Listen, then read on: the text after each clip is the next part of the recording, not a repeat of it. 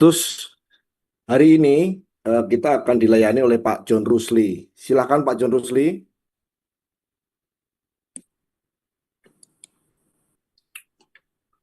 Shalom.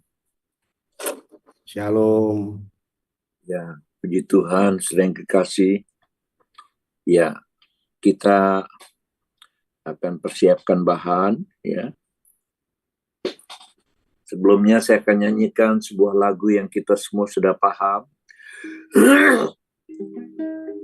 Sangat besar anugerahnya yang telah kuterima. Sangat besar anugerahnya yang aku terima.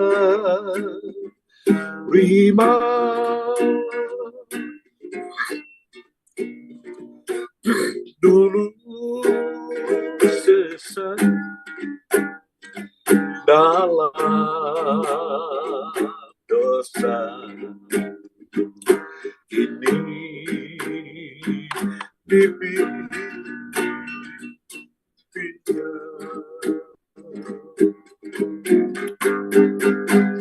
Sangat besar anugerahnya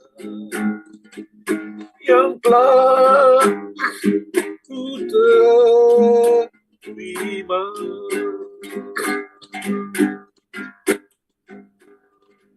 Dulu sesat dalam dosa, kini dipilihnya.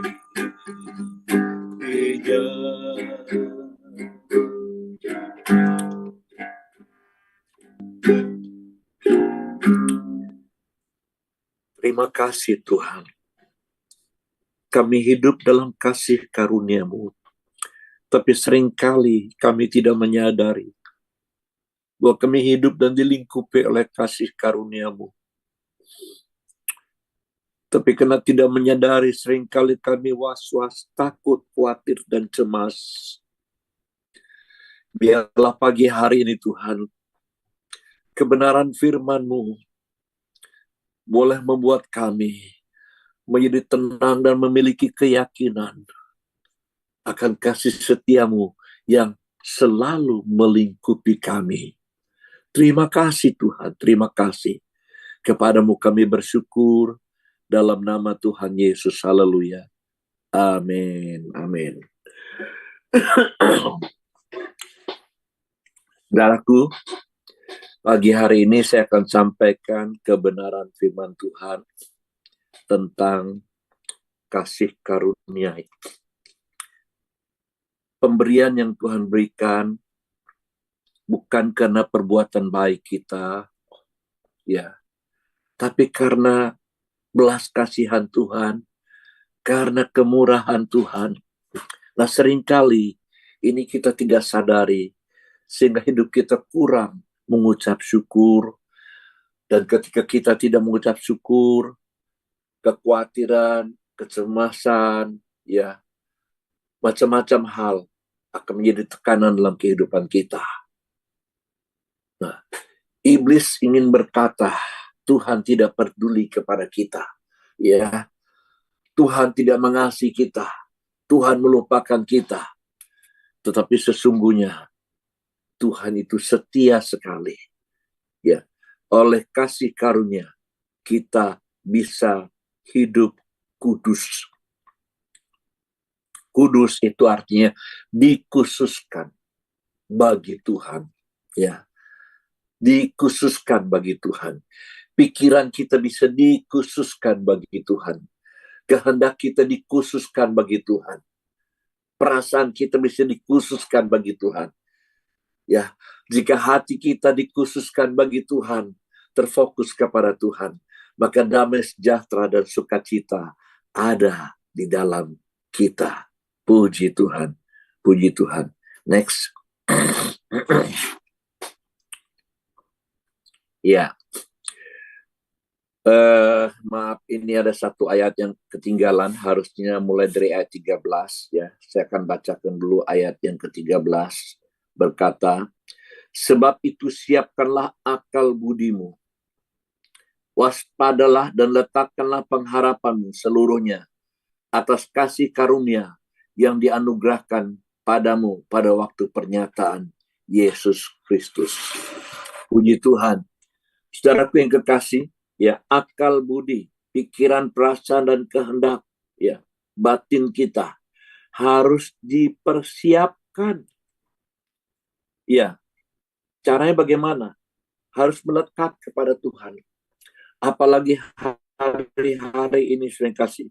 Banyak orang mempersiapkan penampilannya, ya, ya, rambutnya, pakaiannya, ya, tidak salah lah, oke lah, ya.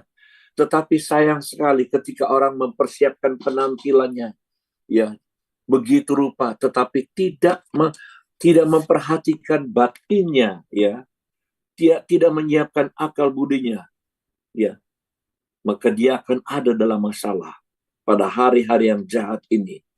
Padahal dikatakan waspadalah dan letakkanlah pengharapanmu seluruhnya atas kasih karunia. Biarlah kita sering kekasih berhati-hati dan menaruh pengharapan kita seluruhnya atas kasih karunia, itu belas kasihan Tuhan yang dianugerahkan kepadamu pada waktu pernyataan Yesus Kristus. Kemudian ayat 14, hiduplah sebagai anak yang taat. Ya, saudara yang kekasih, hidup kudus itu artinya hidup yang taat. Kadang banyak orang berkata, aduh saya susah untuk taat. Ya, kata dosa itu dari kata hamartia. Hamartia itu artinya melenceng. Ya, melenceng dari apa yang Allah tetapkan. Ya, saudara yang kekasih, ya, kita belajar, saudara yang kasih, untuk hidup taat, untuk hidup tidak melenceng dari firman Tuhan. Caranya, jangan turuti hawa nafsu yang menguasai kamu pada waktu kebodohanmu. Ya, jangan turuti hawa nafsu. Saudara yang kekasih, iblis itu mencoba menyerang pikiran kita dengan hawa nafsu. Kata hawa nafsu ini tidak hanya masalah seksual, pornografi, tapi hawa nafsu adalah keinginan-keinginan yang tidak sesuai dengan kehendak Tuhan. Kalau hidup kita terhubung dengan Tuhan, percaya kita dalam pengertian yang sebenarnya, pistiwu, melekat, mempercayakan diri dan mengandalkan Tuhan, sering kekasih. Maka begitu sering kekasih, pikiran-pikiran yang tidak baik, tidak benar, mau menyerang kita, kita bisa berkata dalam nama Tuhan Yesus Kristus, aku mau tunduk kepada Tuhan Yesus yang telah mengasihi aku, yang rela mati tersalib bagi aku. Dan aku mengusir segala kuasa-kuasa kedagingan. Aku mematahkan kuasa kedagingan, bahkan kuasa iblis dalam nama Tuhan Yesus Kristus. Maka sering kekasih, pikiran kita akan terjaga. Ya, tidak akan dikuasai hawa nafsu. Sebab itu dikatakan, tetapi hendaklah kamu menjadi kudus dalam seluruh hidupmu. Ya, sama seperti yang kudus yang telah memanggil kamu. Sebab ada tertulis, kuduslah kamu, sebab aku kudus. Saudara yang kekasih, ini luar biasa. Tuhan ingin kita menjadi kudus, ya, ya. Sebab dikatakan, kuduslah kamu, sebab aku kudus. Ada satu kerinduan Tuhan, saudara yang kekasih, untuk bersekutu, untuk intim dengan kita, ya. Tetapi kerinduan Tuhan itu, saudara yang kekasih, tidak bisa menjadi kenyataan ketika hidup kita tidak dikhususkan bagi Tuhan, ketika pikiran kita tidak dikuduskan bagi Tuhan, ketika perasaan kita tidak dikuduskan bagi Tuhan, ketika kehendak kita tidak dikuduskan bagi Tuhan, sering kekasih, maka kita tidak bisa intim dengan Tuhan. Berdoa rasanya sulit sekali, ya. Berdoa rasanya nggak nyambung.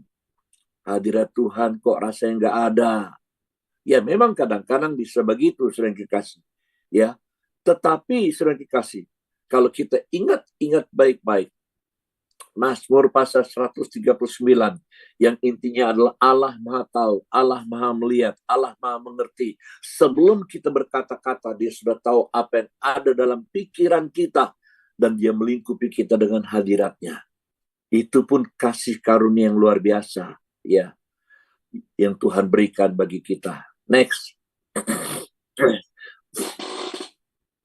Ya, nah untuk bisa hidup dalam kekudusan, saudara yang kasih, jangan hidup dengan hukum Taurat. Ya, untuk bisa hidup dalam kekudusan itu harus hidup dalam kasih karunia, bukan dengan hukum Taurat.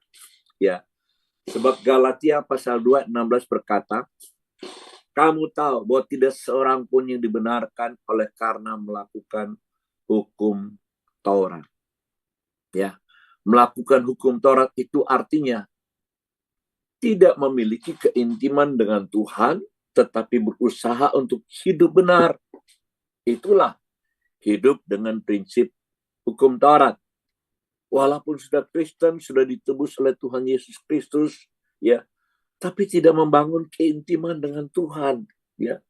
Ada niat untuk hidup benar, tetapi dengan kekuatan sendiri. Saudara kasih, ini nggak bisa bertahan, ya. Gak mungkin kita berkenan kepada Tuhan.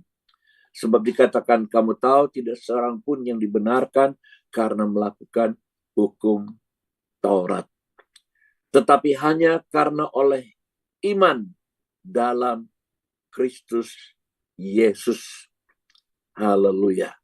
Ya, tentu kita mentaati kehendak Tuhan, ya, perintah-perintah Tuhan. Tentu kita harus mentaati firman Tuhan. Tapi tidak mungkin kita bisa mentaati Tuhan dengan sungguh-sungguh ketika keintiman dengan Tuhan itu tidak ada.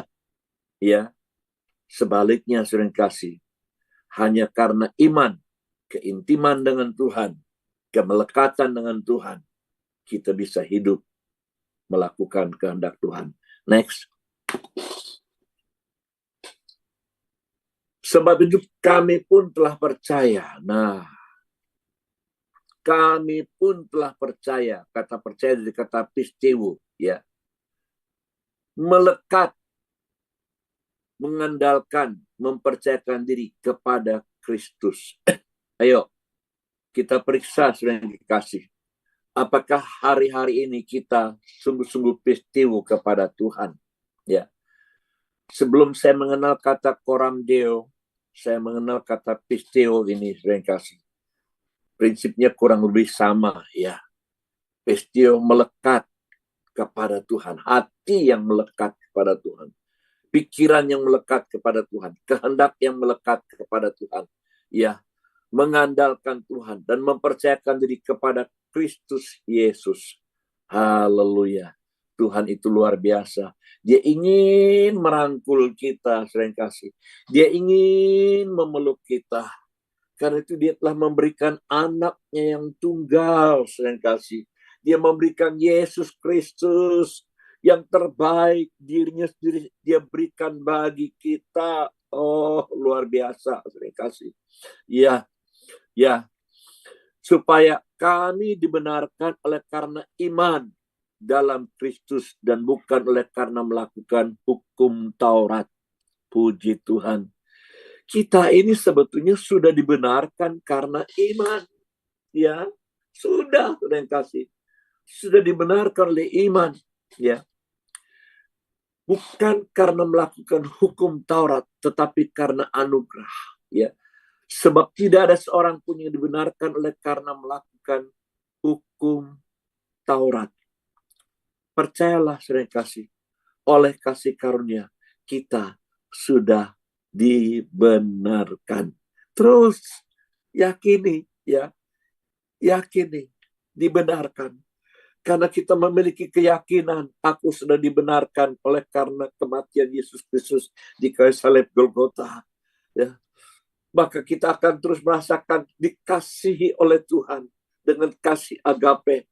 Dan ketika kita sadar kita sangat dikasihi oleh Tuhan, saudara yang kasih, maka kita akan mampu mengasihi Tuhan dan melakukan perintah-perintahnya. Mungkin kita belum sempurna, ya. tetapi akan ada pertumbuhan. Dengan cara demikian kita akan terus bertumbuh dari hari ke hari. Kita akan meninggalkan dosa-dosa lama, tidak lagi hidup dikuasai oleh dosa. Sebab pada hakikatnya setiap orang yang sudah lahir baru, saya kasih sekali lagi, orang yang sudah lahir baru tidak lagi dikuasai oleh dosa. Artinya apa?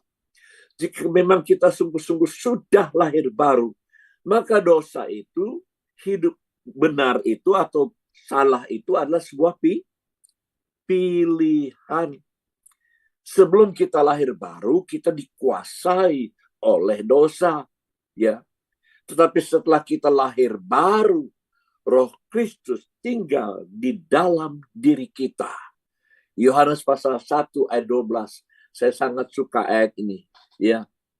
Seberapa banyak orang telah menerima dia, kepada yang diberikan kuasa untuk menjadi anak-anak Allah.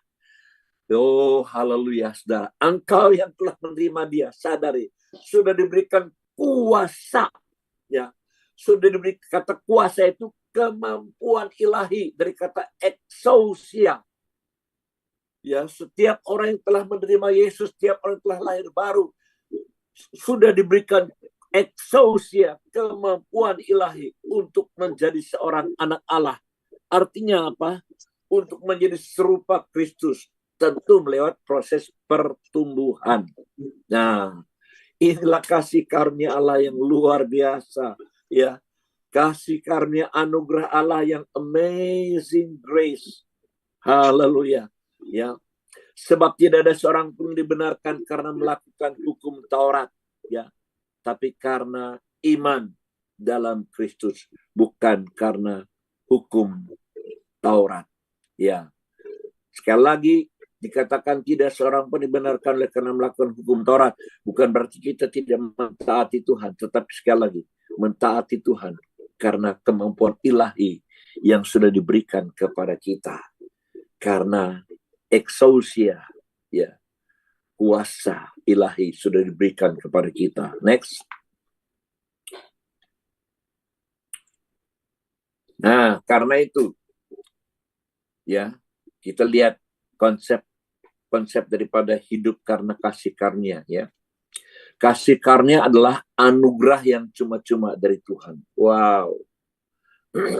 Kasih karunia yang terbesar adalah Yesus Kristus yang telah turun ke dunia, mati tersalib untuk memikul segala dosa kita. Ingat baik-baik, kalau Yesus ya sudah diberikan bagi kita untuk mati tersalib dalam kehinaan, ya, tapi puji Tuhan bangkit pada hari yang ketiga. Ini anugerah Tuhan yang terbesar yang diberikan kepada kita.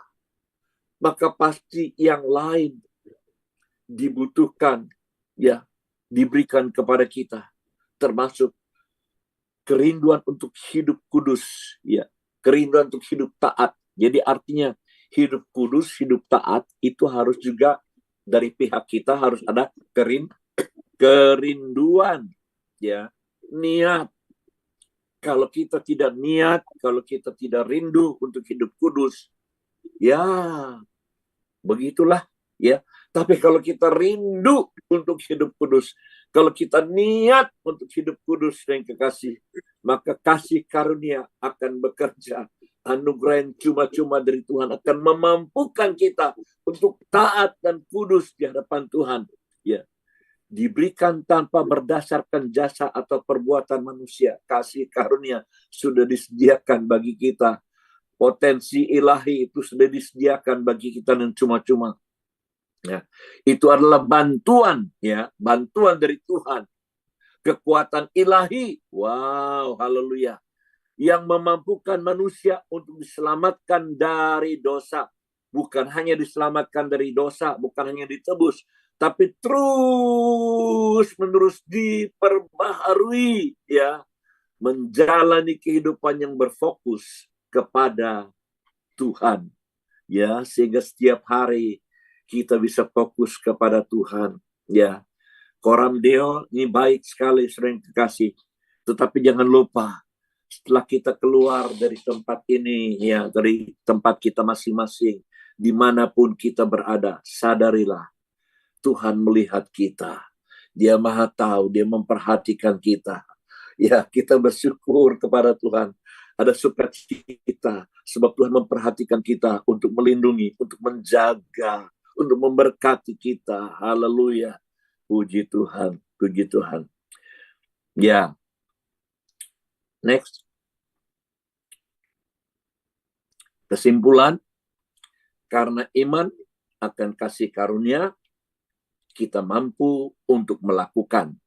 Ya, 1 Petrus pasal 1 ayat 13 sampai 16. Sekali lagi, tanpa kasih karunia, ya, dengan hukum Taurat, kita tidak bisa melakukan 1 Petrus pasal 1 ayat 13-16 ini. Tetapi sekali lagi, karena kasih karunia kita mampu untuk melakukan, sebab itu siapkanlah akal budimu. Haleluya. Karena kasih karunia, kita mampu menyiapkan akal budi kita. Haleluya. Pikiran, perasaan, dan kehendak kita. Puji Tuhan. Dan waspadalah. Kita mampu untuk waspada. Haleluya. Ya, berhati-hati. Letakkanlah pengharapanmu seluruhnya atas kasih karunia yang dianugerahkan kepadamu pada waktu pernyataan Yesus Kristus. Ya, karena itu kita harus selalu meletakkan pengharapan kita untuk hidup taat, untuk hidup benar, untuk hidup kudus, untuk hidup memuliakan Tuhan, supaya hidup kita berdampak bagi orang lain. Orang lain belum melihat Kristus dalam kehidupan kita secara nyata. Ya, puji Tuhan. Ya, saudara, saya berpikir begini. Kenapa ya orang berkata, katanya Kristen, tapi kok begitu? Jadi kalau ada orang Kristen melakukan kesalahan, orang berkata begitu. Tapi orang tidak berkata, katanya Buddha. Maaf. Tapi kok begitu? Tidak ada yang menjelas seperti itu. Ya, katanya Islam, tapi kok? Ya, tapi kalau orang Kristen melakukan kesalahan, itu langsung kelihatan, sudah kasih. Kenapa? Ternyata dunia sendiri mempunyai pemikiran, ya, kekristenan itu, ya, luar biasa sebetulnya tanpa disadari, ya. Ya, karena itu hiduplah sebagai anak-anak yang taat dan jangan turuti hawa nafsu. Puji Tuhan. Hiduplah sebagai anak-anak yang taat, jangan turuti hawa nafsu yang menguasai kamu pada waktu kebodohan kamu. Dahulu kita bodoh.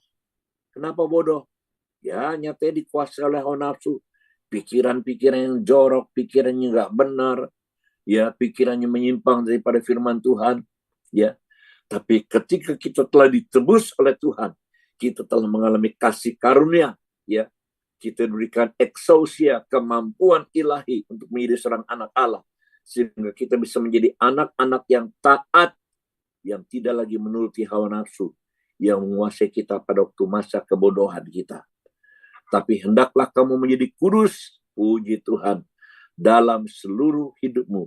Sama seperti Dia yang kudus yang telah memanggil kamu, sebab ada tertulis, kuduslah kamu, sebab aku kudus. Haleluya. Tentu memang melewati proses pertumbuhan. Tetapi sekali lagi, ketika kita hidup dalam kasih karunia, maka kita akan mengalami pertumbuhan yang lebih cepat, sering kasih, daripada kita kadang-kadang dalam kasih karunia, kadang-kadang dalam Taurat. Ya, hiduplah dalam kasih karunia, sebab Tuhan ingin kita kudus dengan standar Tuhan. Kuduslah kamu, sebab aku kudus. Wow, saya merasakan, sering kasih, kerinduan Tuhan untuk bersekutu dengan kita itu besar sekali. Perintah Tuhan, kuduslah kamu sebab aku kudus. Ya, ini merupakan kerinduan hatinya yang disediakan bagi kita, yang dimungkinkan bagi kita. Karena kasih karunia yang sudah dianugerahkan turun dari salib Kristus. Haleluya. Amin. Amin. Ya, saya serahkan kelanjutan.